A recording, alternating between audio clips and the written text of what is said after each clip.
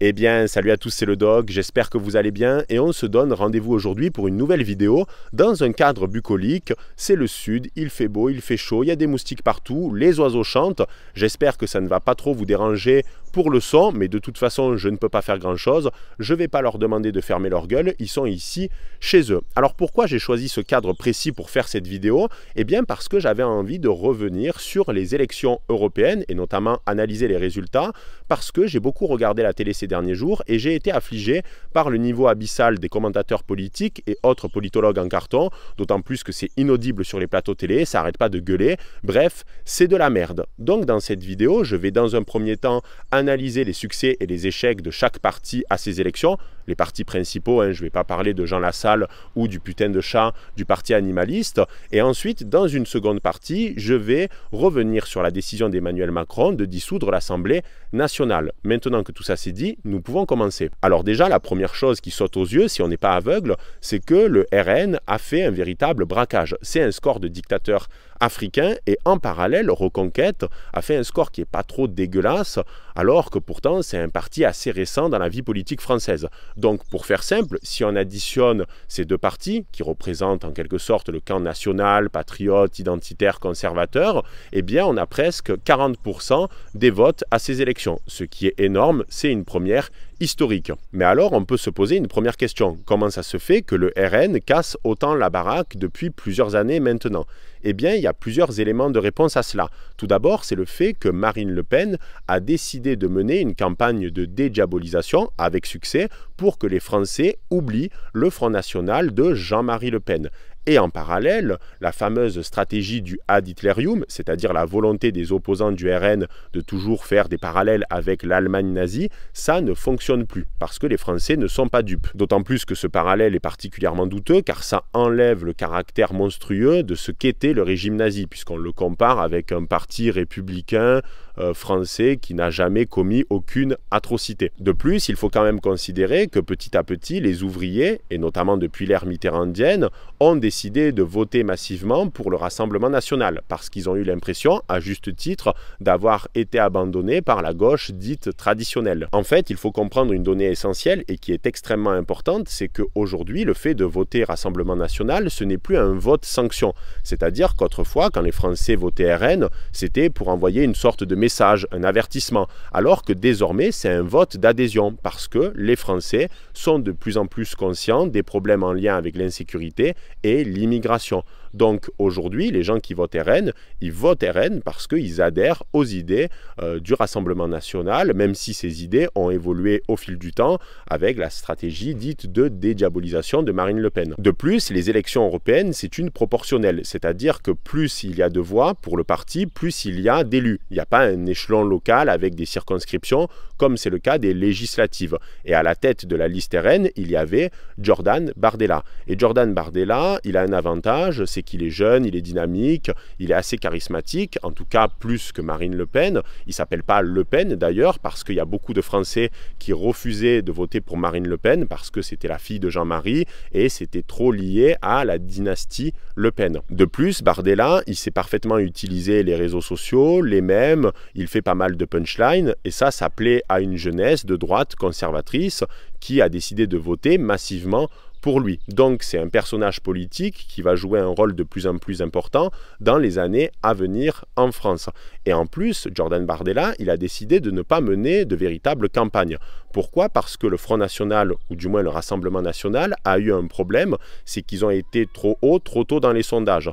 Et ça, c'est difficile en politique, parce que si tu es trop haut, trop tôt, ça veut dire que tu as plus de chances de chuter dans les sondages que d'augmenter ou de te maintenir. Parce qu'à chaque fois que tu vas parler, tu peux potentiellement dire une connerie et donc entraîner une polémique et perdre des voix. C'est pour cette raison que Jordan Bardella n'a pas mené de campagne véritablement, parce qu'il savait qu'à chaque fois qu'il allait parler, il pouvait potentiellement perdre des voix et il devait jouer tranquillement chez lui à Call of Duty, puisque d'ailleurs il avait une chaîne YouTube de commentaires sur MW2. MW2, c'était un très bon jeu, le meilleur Call of. Bref, parenthèse refermée. Il y a peut-être d'autres raisons qui expliquent le succès du RN, mais selon moi, ce sont les principales raisons qui ont fait que les Français ont voté massivement pour le Rassemblement national dans le cadre de ces élections européenne, ce qui est un paradoxe parce qu'on le sait, le Rassemblement national n'est pas un parti pro-européen. Donc ça envoie un message à l'Europe directement, et d'ailleurs on a vu que dans d'autres pays, il y a énormément de partis conservateurs, identitaires, nationalistes qui ont fait des scores honorables. Donc c'est un mouvement qui n'est pas seulement français, c'est un mouvement européen, parce qu'il y a de plus en plus d'Européens qui prennent conscience des problématiques en lien avec l'immigration et l'insécurité. Et d'ailleurs, la plupart des politologues qui analysent les résultats du Front National ne se posent pas les bonnes questions, c'est-à-dire qu'ils déplorent les résultats, ils déplorent le fait que de nombreux Français adhèrent à ces idées, mais ils ne comprennent pas pourquoi les Français adhèrent à ces dernières, alors que pourtant, ça paraît extrêmement logique. En deuxième position, on retrouve Renaissance, donc le parti présidentiel, le parti de la majorité, enfin, majorité qui n'existe plus vraiment, et là, c'est un échec cuisant, c'est une veste mémorable. Il y a deux raisons à cela. C'est un rejet de la politique d'Emmanuel Macron, il a saoulé les Français, donc les Français n'ont pas voté pour lui, et en parallèle, la tête de liste, c'est une inconnue, elle est inconnue au bataillon, donc c'est plus difficile de voter pour elle, de s'identifier à elle, et c'est pour ça que le choix de la tête de liste est extrêmement important dans le cadre des européennes. Et d'ailleurs, elle est tellement inconnue au bataillon que Emmanuel Macron et Gabriel Attal ont été obligés d'arriver en renfort, ce qui n'a de toute façon pas suffi, et ce qui a, à mon avis, enterré encore plus rapidement le parti. En troisième position, juste derrière Renaissance, avec un écart qui équivaut à une feuille de papier cigarette, on retrouve Glucksmann qui représente le Parti socialiste. Et lui, il a réussi à un véritable tour de force parce qu'il a réussi à faire oublier aux Français qu'il représentait le Parti socialiste, parce qu'il s'est réapproprié des thématiques propres à la gauche, le féminisme, l'écologie, l'Europe, la démocratie, et aussi et surtout la guerre en Ukraine, puisque Glucksmann souhaite davantage de soutien de la France dans le cadre du conflit entre la Russie et l'Ukraine. De plus, Glucksmann, il a un petit peu plus de charisme que la plupart des moules que l'on retrouve au Parti socialiste, et il a réussi à refaire une campagne comme les débuts d'Emmanuel Macron, c'est-à-dire le jeune, dynamique, progressiste, qui représente ce qui serait normalement la gauche véritable. Donc c'est pour ça qu'il a réussi à talonner le parti présidentiel, d'autant plus qu'il a récupéré à la fois les voix d'En Marche, mais aussi les déçus de la France Insoumise. En quatrième position, on retrouve Manon Aubry de la France Insoumise. Alors là, c'est pas compliqué. Manon Aubry, elle a à peu près le charisme d'une limande que l'on va acheter à la poissonnerie. Donc déjà, ça explique le score qui est assez bas, mais il faut aussi prendre en considération le fait que la France Insoumise a été entachée par tout un tas de polémiques ces dernières semaines par rapport à la guerre entre Israël et Palestine. Et ça les a pas arrangés. De plus, il faut prendre en compte une donnée essentielle, c'est que Jean-Luc Mélenchon s'est progressivement retiré du parti, alors que pourtant, la France Insoumise reposait sur le charisme de Jean-Luc Mélenchon. Parce qu'il a fait une erreur majeure, c'est qu'il n'a pas choisi de dauphin, il n'a pas choisi de successeur véritable. En fait, on peut dire que LFI est tombé de ses propres excès et parce que surtout le parti gravitait autour de Jean-Luc Mélenchon et même des personnalités plus modérées, comme par exemple François Ruffin, qui sont d'ailleurs très appréciés, eh bien, commence à draguer un peu à droite à gauche, notamment vers Glucksmann, parce qu'il a bien compris que LFI seul, ça pesait plus grand-chose. Alors ensuite, on retrouve les Républicains. Les Républicains, c'est un peu le monstre de Frankenstein qui ne veut pas crever, c'est encore debout, on ne sait pas pourquoi, malgré tous les revers aux élections, et en fait, la réponse est plutôt simple, c'est parce que c'est un parti qui dispose actuellement d'un énorme maillage territorial, c'est-à-dire qu'ils ont beaucoup de maires, ils ont beaucoup de sénateurs, parce qu'il faut le dire, il y a des maires LR qui font le job, et surtout il y a des personnalités LR qui sont très connues au niveau national, comme par exemple David Lisnard, etc., etc. De plus, les Français partent du principe que les Républicains, c'est un parti de traîtres. Pourquoi? Parce qu'ils font la courbette à Emmanuel Macron et que les Français ont l'impression que voter pour les Républicains ou Emmanuel Macron, c'est exactement la même chose. Et d'ailleurs, c'est pas si étonnant qu'aujourd'hui ils soient aussi bas, c'est parce que la grande majorité de leur électorat a décidé de voter désormais pour Macron et d'abandonner totalement le parti, notamment les boomers qui ont voté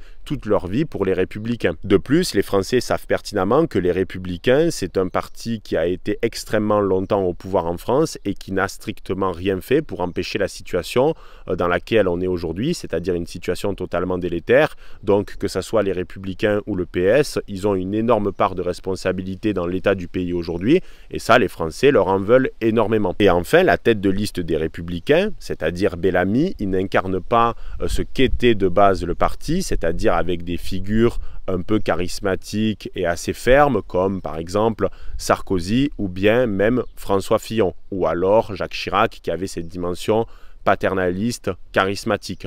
Donc Bellamy, il fait un peu trop sympa. C'est le prof de philo que tu vas bolosser dans ton lycée, mais ça va pas plus loin. Pour un candidat chez les Républicains, c'est pas suffisant. Il fait trop sympa en fait, avec ses yeux bleus perçants et ses oreilles décollées. Pour ce qui est de Reconquête, la difficulté c'est que forcément le Rassemblement national est si imposant aujourd'hui, il pèse tellement lourd que c'est difficile pour Reconquête d'avoir une place politique, d'autant plus que les électeurs qui pourraient être potentiellement intéressés par Reconquête préfèrent voter pour le Rassemblement national parce que c'est le vote utile. Et il y avait déjà cette logique de vote utile pour la présidentielle, puisqu'il y a pas mal d'électeurs qui étaient intéressés par Reconquête, qui ont décidé au dernier moment de voter pour le Rassemblement national parce qu'ils avaient peur de la percée de Jean-Luc Mélenchon au cours des dernières semaines avant le premier tour. Alors maintenant que j'ai abordé brièvement les succès et les échecs de chacun des partis, il convient de parler d'Emmanuel Macron, puisque ce dernier a décidé de dissoudre l'Assemblée nationale dans ce qui a été perçu comme un véritable coup de poker. On a eu l'impression qu'Emmanuel Macron était à Las Vegas, qu'il a mis tout son argent à la roulette sur le rouge et qu'il attend de voir s'il va remporter le jackpot ou non.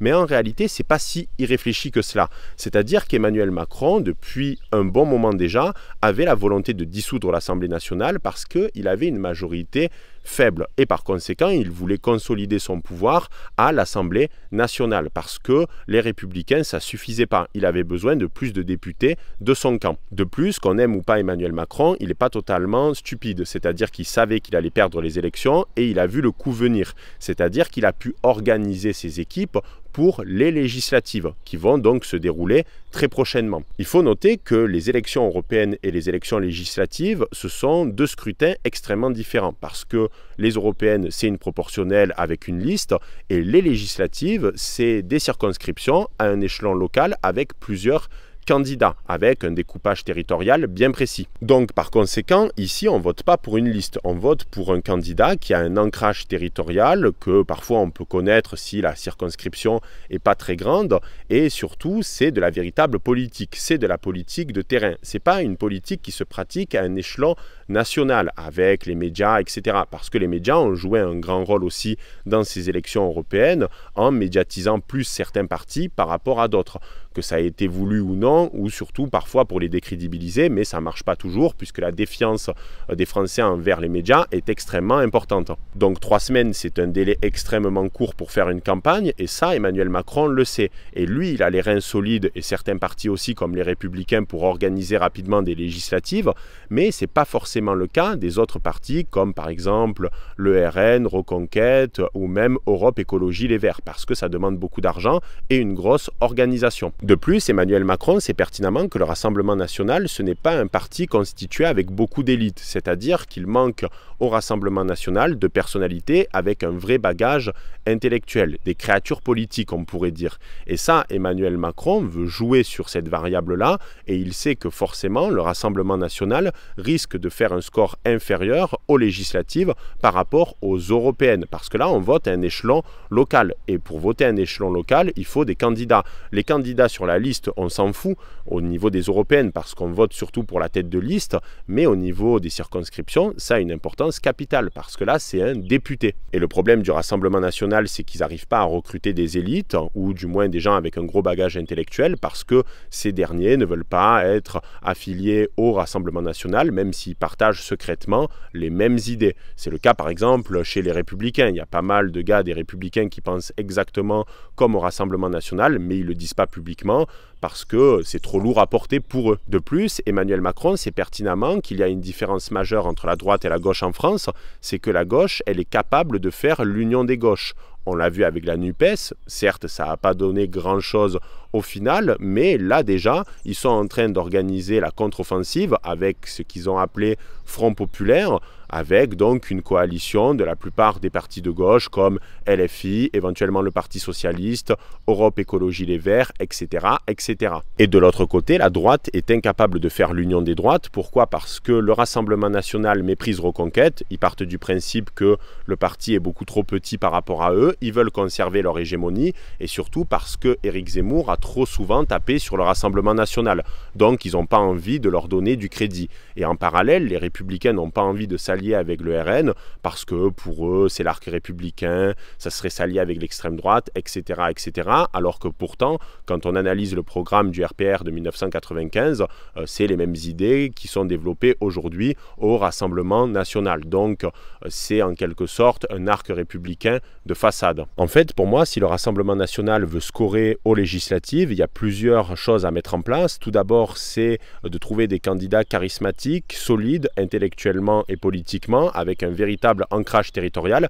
Et ça risque d'être difficile en 3 semaines. Il faut une alliance avec Reconquête, ce qui est toujours possible. J'enregistre cette vidéo au lendemain des élections, donc tout peut arriver. Et aussi récupérer possiblement quelques républicains dans la bataille, ce qui va apporter une légitimité un peu plus importante avec des gars qui connaissent la politique et qui connaissent ces élections. Parce que s'il y a un bloc à droite, ça ne sera pas le bloc RN. Ils vont lui donner un nom, comme ce fut le cas pour la NUPES, et ça va donner une consistance d'union des droites. Et ça peut être extrêmement intéressant. Mais il faut une alliance parce que le Rassemblement National seul risque de ne pas remporter les législatives. 3 semaines, c'est à la fois un délai court mais extrêmement long. Il peut se passer beaucoup de choses, il peut y avoir des actualités, des polémiques, etc., etc. Mais je sais malgré tout que c'est un parti extrêmement risqué pour Emmanuel Macron parce qu'il risque malgré tout de perdre des plumes dans ces législatives, que ce soit avec un bloc de droite ou un bloc de gauche. Et en fait, là où Emmanuel Macron est malin, c'est que s'il a de nouveau une majorité, même si elle est faible, il partira du principe que c'est une réussite parce que s'il fait malgré tout un peu plus de députés que le Rassemblement National, il dira publiquement on a gagné face à l'extrême droite et ça suffira pour les Français, même si dans les faits, il aura de nouveau une majorité extrêmement faible. Par contre, la question, c'est de savoir qu'est-ce qui va se passer si en effet il perd la majorité, c'est-à-dire s'il y a une majorité de députés de gauche ou une majorité de députés du camp national. Théoriquement, si Emmanuel Macron perd les législatives, il doit mener une cohabitation, c'est-à-dire qu'il doit choisir un Premier ministre qui va venir du bloc qui a gagné les législatives. Mais dans les faits, ça paraît extrêmement peu probable. Pourquoi? Parce que Emmanuel Macron a un ego surdimensionné et de plus, je l'imagine très mal choisir une personnalité, par exemple, du Rassemblement National en guise de Premier ministre. Par contre, il serait plus susceptible de choisir une personnalité éventuellement qui provient du bloc de gauche. Car en réalité, il n'y a rien dans les textes qui oblige Emmanuel Macron à rentrer en cohabitation, même s'il perd les législatives. Ça, c'est une sorte de coutume de la Ve République et c'est le président qui dit « Ok, j'ai compris, je fais de la merde, donc je vais choisir un Premier ministre du bloc majoritaire pour montrer bonne figure. » Mais ça, il n'est absolument pas obligé. Alors ensuite, j'ai vu tout un tas de théories comme quoi Emmanuel Macron avait un plan secret qui serait de faire gagner le Rassemblement National pour montrer aux yeux du monde qu'ils sont incompétents, etc., etc. J'ai beaucoup de mal à y croire parce que c'est quand même un désaveu pour lui et vu que c'est quelqu'un avec un ego surdimensionné, j'ai beaucoup de mal à imaginer qu'il puisse avoir ce type de stratégie qui coûterait beaucoup à son image et à sa crédibilité. On peut aussi imaginer qu'Emmanuel Macron mise beaucoup sur les Républicains, mais là encore c'est difficile de savoir ce qui va véritablement se passer et on verra bien dans 3 semaines, seul l'avenir nous le dira. Voilà les barons, j'espère que cette vidéo vous aura plu, n'hésitez pas à aimer, commenter, à partager et on se dit à très vite pour une prochaine vidéo. C'était le Doc, ciao les barons.